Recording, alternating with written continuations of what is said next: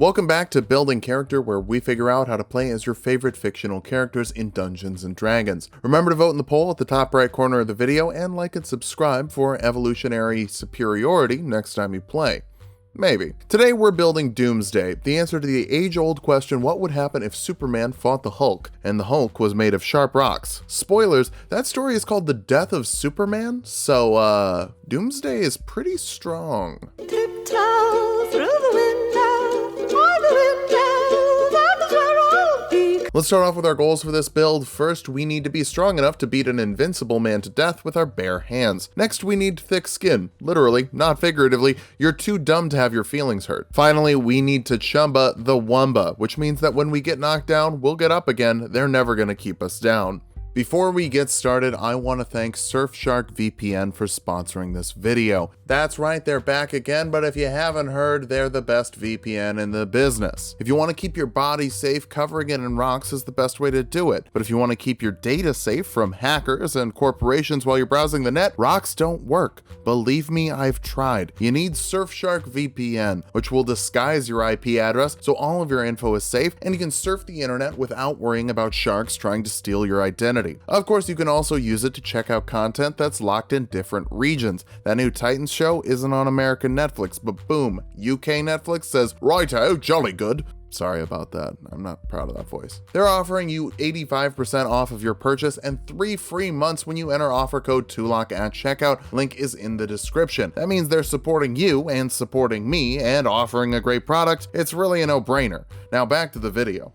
For stats, we'll be using the standard point array from the player's handbook. Roll for stats if you want, just make sure that your strength is big. Constitution will actually be our top stat because I hate odd numbers so much and because you're made of rocks. Strength next, we need it for multi-classing, but we also need to rip through Kryptonians like tissue paper. Dexterity after that, you can't be the ultimate life form if you can't touch your toes. Charisma next, Doomsday's soft stats can best be described as bad, but he is scary, so intimidation should be a thing. Wisdom is low, and I don't care if it's lower. There was a time when you had to adapt against sonic damage, so you just filled your ears with rocks. Not great for perception. Intelligence is the dump stat, though. You are a dumb pile of meat and bone that's great at breaking other piles of meat and bones. For race, I don't think there's anything in D&D for a baby that gets thrown at a planet and cloned until the planet breaks instead of the baby, but Goliaths are stony boys who lift stuff real good. You get +2 strength and +1 constitution. You have stone endurance, letting you reduce damage as a reaction by 1d12 plus your constitution modifier once per short rest. You have a powerful build, letting you carry double the amount you would be able to if you weren't a Chad Goliath, and your mountain-born-itude makes you automatically adapted to high-altitude environments. You get athletics for free as a Goliath for your background, modified soldier for intimidation and acrobatics, because those are the only other skills I want. So when we kick things off as a barbarian and we get to grab 2 skills from the barbarian list, believe me when I say take whatever you want.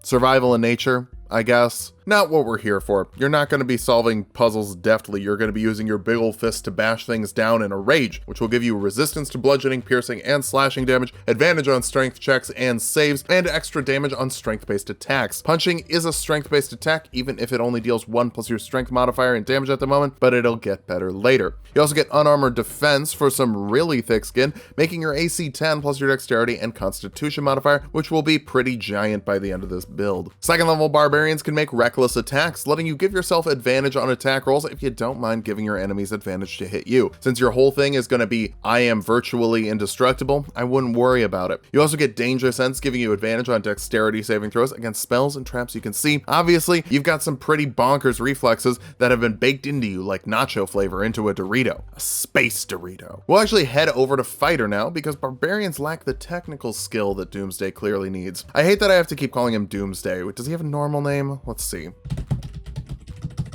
Huh, his name is Doug Doomsday, owner of the Doomsdale Doomadome. Wild. Anyway, for your fighting style, unarmed fighting from the class feature variants on Earth Arcana will give you an unarmed attack that deals 1d6 with 1 free hand or 1d8 with 2 free hands, and you can deal an extra d4 damage to someone you've grappled or someone you're grappling for the first time, which should help you bash someone into a wall. We'll also get our first regenerative ability from Second Wind, letting you heal 1d10 plus your fighter level as a bonus action once per short rest, so you can come back with a vengeance you don't fully understand. Second level fighters get Action Surge, letting you make 2 actions in 1 turn, once per short rest, for for a quick, short burst of extra raw physical power. The guy you need to kill is faster than a speeding bullet. You gotta be pretty quick too. Third level fighters can choose a martial archetype, and I've said you're a pretty simple guy. Champions are the simplest you can get without being a straight up commoner. Get improved critical, letting you critically hit on a 19 as well as a 20. Pair this with reckless attack though, and you're a critical machine with double the chance to crit and double the chance to crit again because you're rolling with advantage. You'll be able to rip through steel with this, or tin, or any metal, really. Fourth level fighters get our first ability score improvement or a feat, and we'll actually grab the Tavern Brawler feat, which will give us +1 strength or constitution. Go for strength, you're proficient with improvised weapons, and can grapple after you make an unarmed attack or an improvised weapon attack. Now you can hit people with anything. Tables, chairs, bears, oh my. An adult grizzly weighs about 500 pounds, which is your carrying capacity at the end of this build, so you can literally pick up a bear and then grapple someone in the same round.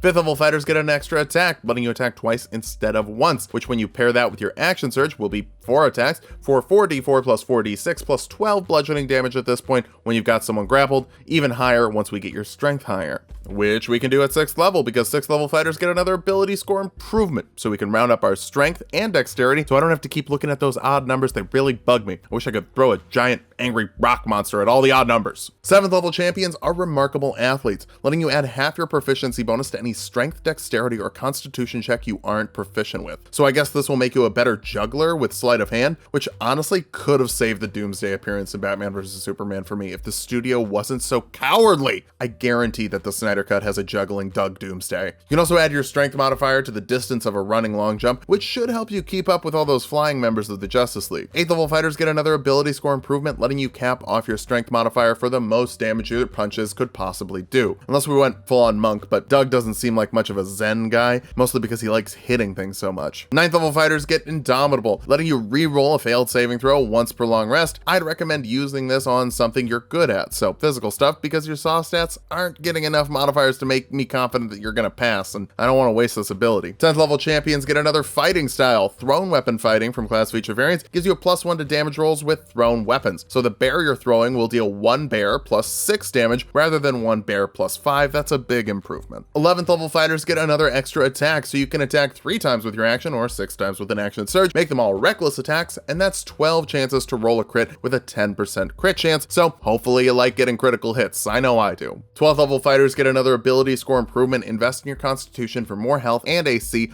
all at the same time. Keep in mind, bumping your constitution modifier buffs your HP retroactively as well, so that's plus 14 HP at this level, not +1. 13th level fighters get another use of Indomitable they can use, and it's always worth noting you can use these for death saving throws as well. Since you're going to have an absolute dump truck's worth of HP, you might not need it, but it could be useful. 14th level fighters get another ability score improvement. Fun thing with this build, take a shot of water every time I say ability score improvement, you're going to get really hydrated. For this score, cap the constitution off for a dump truck's worth of HP. 15th level champions get superior critical, letting you crit on an 18, 19, and a 20 for a 15% crit chance that you get to double with reckless attacks. It's weird. It's like you were designed to hit really hard, never die, and do nothing else. Oh, you were. 16th level fighters get our last ability score improvement or a feat. If you want a thicker hide, go for dexterity. If you want to have comical levels of HP, grab the tough feat for +2 HP for every level you have and +2 HP for every level moving forward. I think tough will pair better with our capstone, so I'd recommend that for power building. And yeah, we're kind of power building here.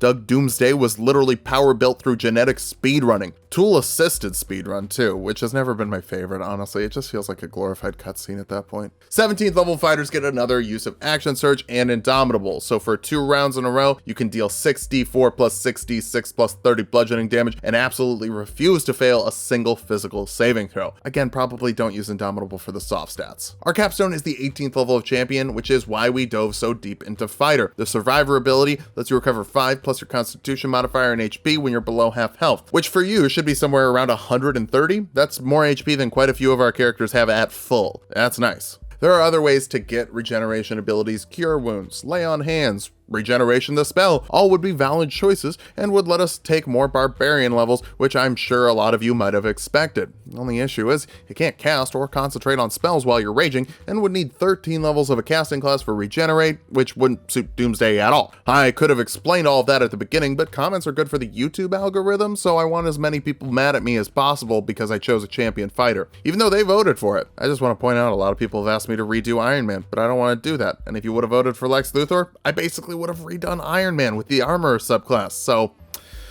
oh well. Now that we've hit level 20, let's figure out how viable this build is. First, you're very hard to kill. You got around 250 HP, 2 minutes of physical resistance, advantage on 3 saving throws, all dex saving throws, stellar regeneration in the latter half of your HP, and Goliath skin once per day, making you thicker than a bowl of oatmeal. You can also smash really nice with the ability to grapple quickly, deal extra damage with a grapple, a capped strength score, and 3 attacks per round. Finally, critical hits are fun, and this is just about as good as you're gonna get at landing critical hits, thanks to advantage on every attack roll and triple the standard crit rate on every attack. For weaknesses, you are an ugly idiot and a bad listener, so don't count on getting a lot of matches on Tinder. You're also not great at ranged attacking. Sure, you can literally throw a bear, but if there aren't any bears around, it could be an issue. Finally, you're lacking magical damage, and that's one of your nemesis's 2 weaknesses. Thankfully, you've discovered your enemy's secret 3rd weakness, being punched forever without stopping. Don't die, endure, and give everyone a front row seat to the Doomsday Doomadome. Just find a group that will fill the face role. People might not love seeing your dark side.